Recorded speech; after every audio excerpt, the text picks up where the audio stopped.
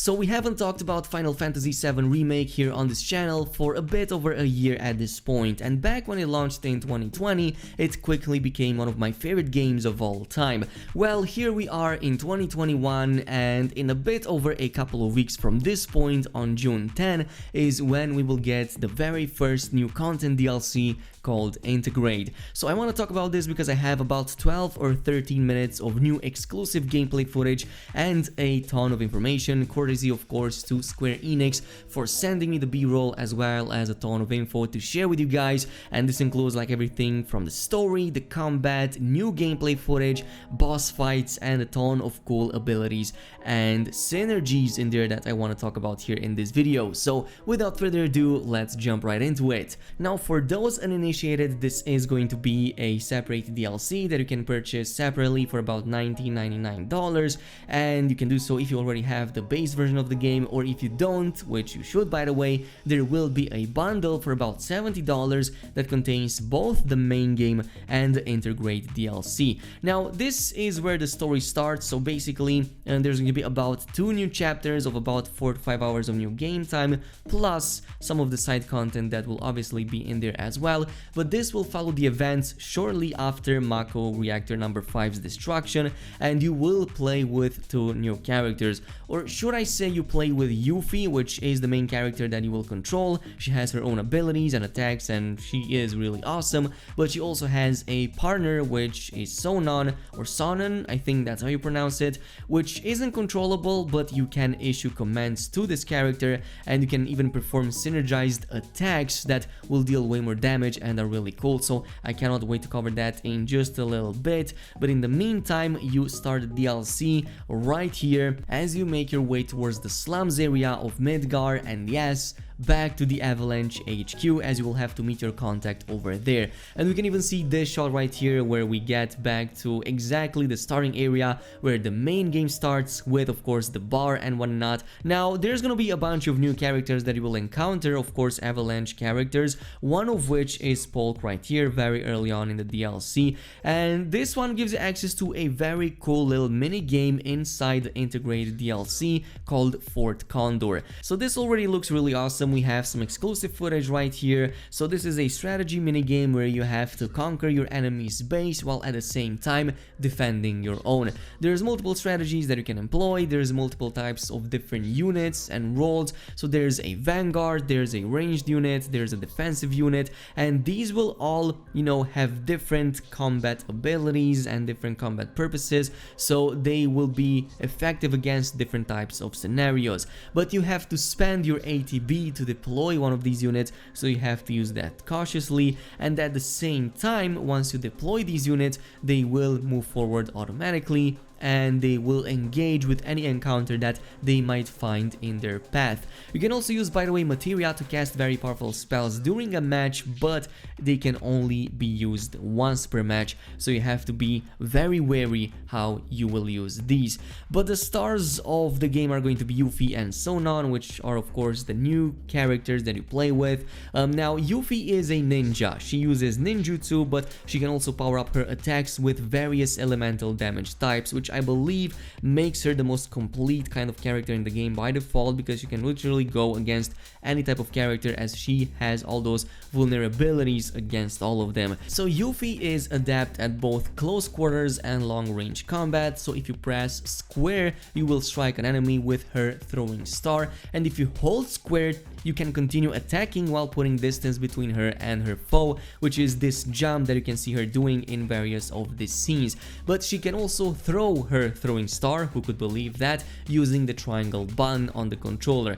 And while her weapon is away, you can also press square, for example, to perform a really awesome long range ninjutsu attack, but yeah, it's gonna deal some really nice elemental damage there, depending on what elemental you have chosen. The weapon will also return to you automatically after a certain amount of time once you've thrown it, but you can also retrieve it much sooner by just pressing triangle again and retrieve it. Now, Elemental Ninjutsu is what makes her so special, because by default Yuffie's attacks will deal non-elemental damage, but if you use Elemental Ninjutsu, you can charge your attacks to either fire, ice, lightning, or wind. This is why I said that she's pretty much perfectly suited for any type of enemy. So this is going to be super important because you can exploit their weaknesses to deal more damage and to more easily put them under pressure and stagger them faster. Like in the case of some of these enemies, you can see that the ninjutsu is changed to either ice or lightning to more easily stagger and put these enemies under that pressure I was talking about.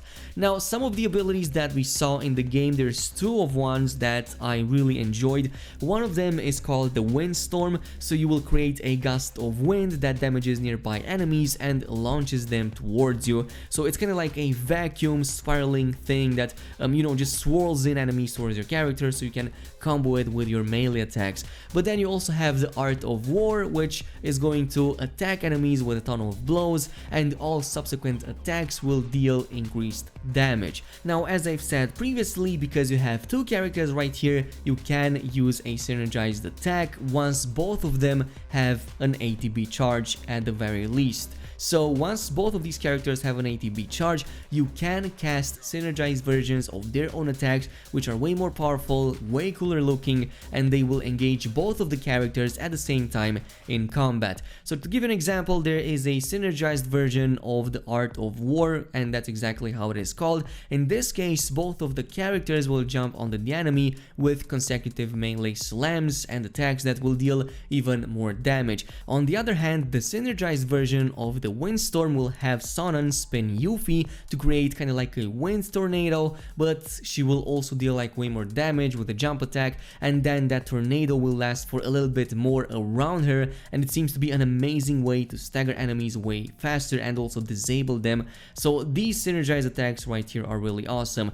Now, as I've said, Sonon is a character that you cannot control, but you can issue commands, so he is going to be a permanent companion to you that will aid you in combat, kind of like a summon but permanent. You can issue commands either with shortcut commands or by bringing up the tactical menu and selecting that character and then using one of its abilities. We saw a couple of them. One of them is called the Twirling Lunge and the other one is called the Fighting Spirit, and in one of these shots right here we can see the character casting the Fighting Spirit, which is kind of like this flurry of slash attacks or hit attacks with its staff. Looks really awesome. I kind of like the synergy, and this is like a cool new mechanic to have in Integrade.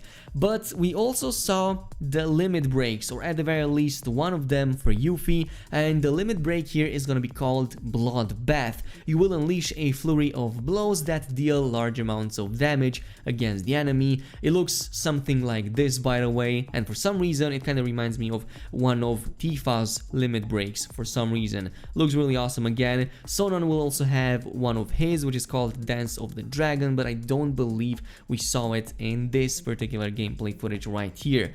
Now, this isn't where it all stops. As I've said, there's going to be a story, there's going to be new bosses obviously, and the new boss fight that we saw right here is with the Gigantopite boss. That looks really awesome.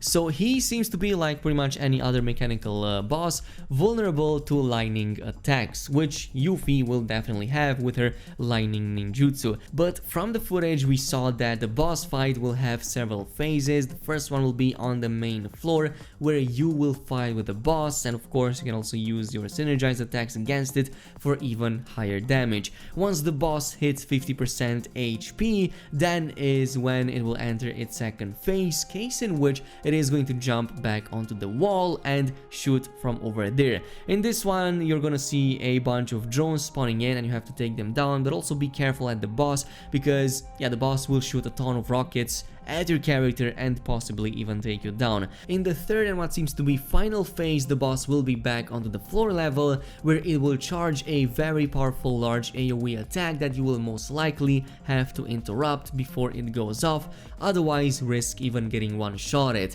But during this boss fight is when we also get a lengthy look at the brand new summon called Ramu, which by the way looks absolutely amazing.